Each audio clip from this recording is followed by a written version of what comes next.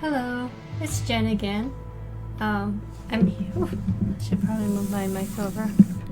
Hello, it's Jen again. I'm here just to talk a little bit about my process and experiences developing my visual novel that I'm working on. And hopefully some of my shared experiences some of you out there will find helpful if you're thinking about jumping into your own passion project.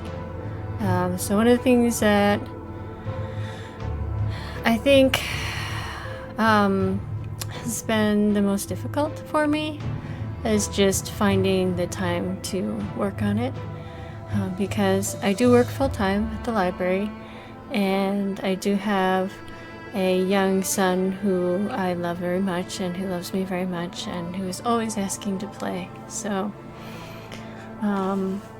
I know a few other moms who are around the same age I am and have children around the same age, and we all kind of struggle with making time for ourselves, whether that be to decompress or pursue our own interests or hang out with friends or whatever it is that we want to do for ourselves, that doesn't involve sacrificing what we desire for the benefit of our family. So for the first 5 years of my son's life, I pretty much sacrificed everything, my own personal interests, for his well-being. And I don't regret that at all. It was probably kind of the break from doing creative work that I needed in order to reignite somewhat of a spark or a desire to draw and write again. I was probably feeling very burnt out from drawing comics for several years, and I didn't always have good experiences with the type of work that I was doing. It was hard. It was like that struggling artist kind of, stereotype where I didn't have health insurance. I hadn't seen a dentist in probably 2 decades or something. And after my son was born, I realized that I would need more stability in my life. I would need affordable health insurance, so that he could have everything that he needed. And so I need to have a more steady, a more reliable job that had good benefits. So I'm fortunate to work at the library, and I really enjoy working there. It's great. It's a really positive environment, and honestly, after working in solitude for so long, it's been really nice having a supportive team that I can be a part of. And I also enjoy working with the public and helping other people find whatever resources they need, or just encouraging them, because communities need that. And I think that some of that is getting more and more difficult to find in person. But I'm getting off on another tangent, so let me roll back a second there. Let me scooch on back. To my initial point was finding time as a creator, finding time to go back to telling stories. Having a son and having a job separate from doing art and doing creative work has actually kind of forced me to temper myself down a little bit. I'm the type of person who can get laser focused on something, and I can really go after what I want hard. I can be obsessed with working on a project to the detriment of everything else going on in my life. I think there was a time when I was in my 20s, I was working on things, and my mom might have sent the police after me because I wasn't answering the phone or answering the door, and she was wondering if I was still alive. Yeah, that's the kind of person I am, that I can get laser focused on something. And it makes me really productive, and I can make my deadlines and stuff like that. But at the same time, it wasn't healthy for me, mentally, especially. So having being forced to balance my life and work on creative projects in moderation has actually been a really good thing for me. And when I do have a chance to actually work on it, I really enjoy it. Like it's meditative. It's like it's my form of decompressing and meditating. So like basically, how do I carve out the time? I don't spend time on Facebook. I don't spend time watching Netflix. I don't really spend time playing games much anymore. So yeah, I give my son a certain amount of time that I play with him, and then he knows that, you know, mom has other things that she wants to do in life. She has her own dreams and goals, so he lets me have my time to do that, and then, you know, I go to work. So could my house be cleaner? Yes. Could I cook more elaborate, healthier meals? Yes. Do I regret letting my house get disheveled and making rather simple, easy, fast meals? Not in the slightest. I am very proud of how I manage my time, and I'm happy, and I don't feel stressed about it, honestly, at all.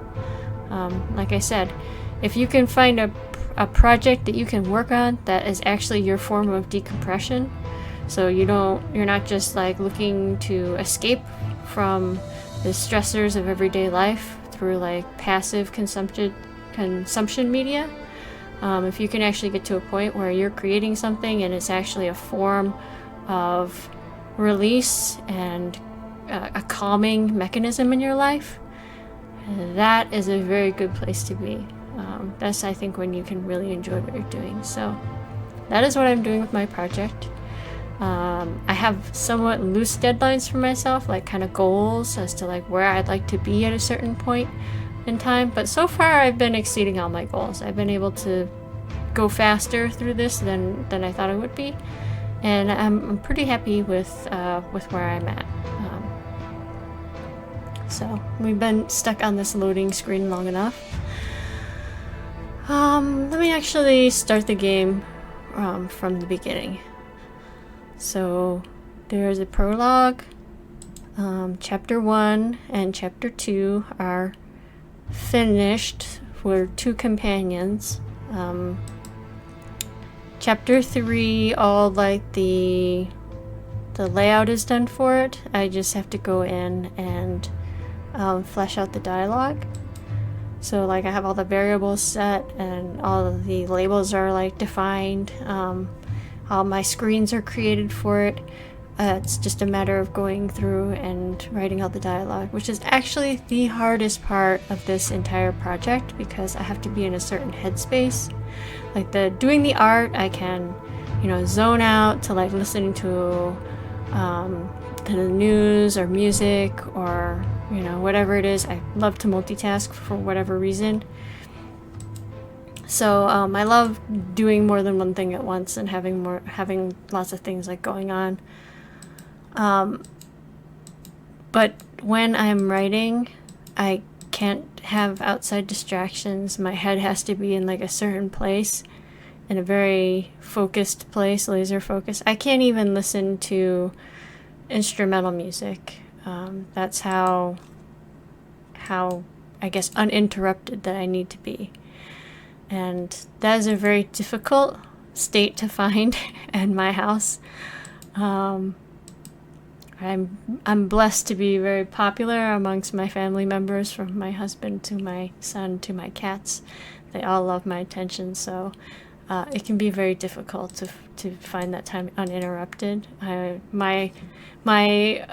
The way that I get things done on my project is the fact that I am a morning person and everybody else in my household, including my cats, are like evening people. So that time in the morning before I go to work is like the time where I get to like be creative and like write my scripts. But I feel like the scripting part takes me way longer than anything else. I have animation training in my background, so I think I draw pretty quick. that workflow is pretty fast, and I'm deep enough into the programming aspect that there's not a whole lot of new things that I need to figure out. A lot of it's just like copying and pasting, scripts that I've already figured out. So that part is not very time consuming, and same with like the GUI is pretty much like done now. So at least I feel satisfied with it. I'm sure you guys could all, find things wrong with it, find things that could be better about it, but to me it's functional and it's an accomplishment for me. It's my first game, so be kind. As far as music goes, I am using royalty-free public assets, and as far as like sound effects go, I'm fortunate enough to have a really generous friend who works in sound design who's doing the sound effects for me. That's my weakest aspect, is that I don't really have a good ear for musicality, and I don't really have a good ear for sound effects or anything like that either. Like, everything sounds good to me. My opinions on those things is trash. So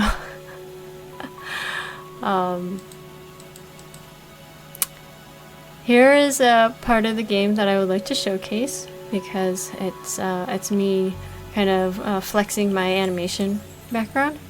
I would like to go through and add more of these kind of like little animated cutscenes. Because I have some character animation in the standard sprites, it feels weird having like just a cutscene that is like totally stationary. That's just like a total still image. I don't feel like it matches with like the kind of the rest of my rest of the whole kind of visual look of the game.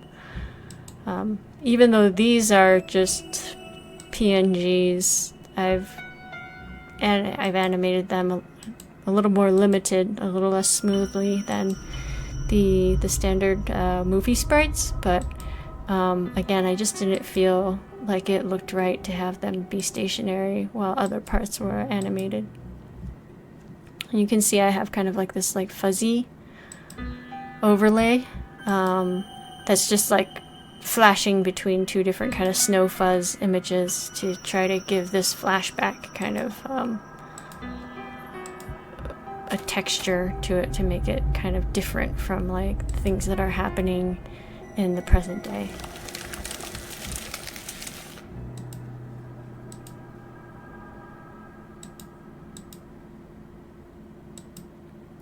This story, I